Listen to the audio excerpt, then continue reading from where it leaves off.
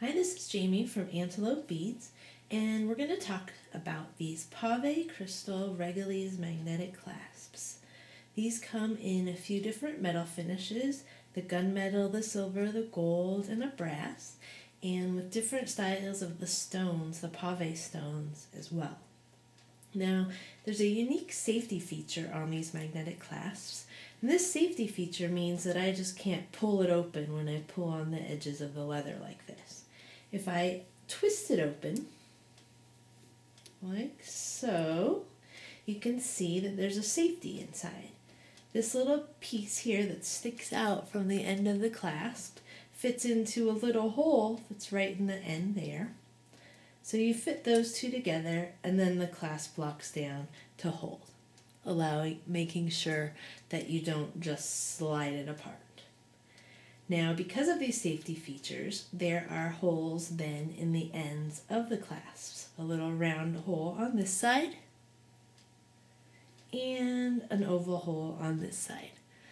So we're just going to go over how to glue with this clasp to make sure that the ends of your clasps don't stick together.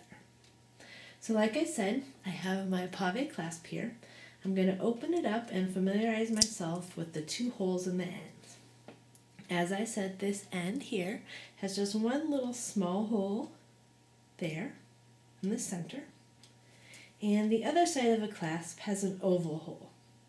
And we have a picture here showing you a close-up. Now with these holes, I want to make sure that I don't put glue inside those holes. If I were to put glue inside those holes and then close the clasp as it were drying, I would never be able to open the clasp again because the glue will have stuck together. So we'll start with the side with just a little hole in the bottom there. I'm going to take my super new glue and I'm going to drop a couple drops in there on the edge of this clasp. I have glue on the edge there, and now I'm going to slowly turn it, trying to keep it at this angle. And that's going to allow the glue to turn all the way around with it. Once I've covered all the sides, I can go ahead, take my leather piece, and put the end in. And I've made sure that I didn't get any glue in that end hole. I'm going to let it sit while I hold it for a few seconds. And once it's bonded, I can move on to the other side. This side has a bigger hole that we need to steer clear from, so we need to be even more careful. I'm going to turn it this way so that the hole is going to be on this side of this clasp piece. And again, I'll drop a couple drops of glue in there, just right along the side.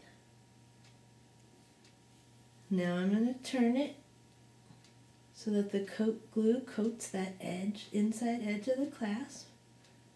And I'm going to go real slow, trying to make sure that I don't get in that hole. I'm going to turn it so it slides back down, so I get some glue along the base of that clasp piece, just making sure that that hole is far away from the glue.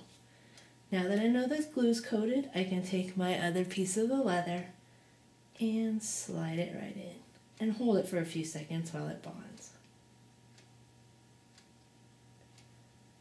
So now is the really important part, because even if you did get a little bit of glue in those clasp holes, it would still be okay, though we want to try to avoid that.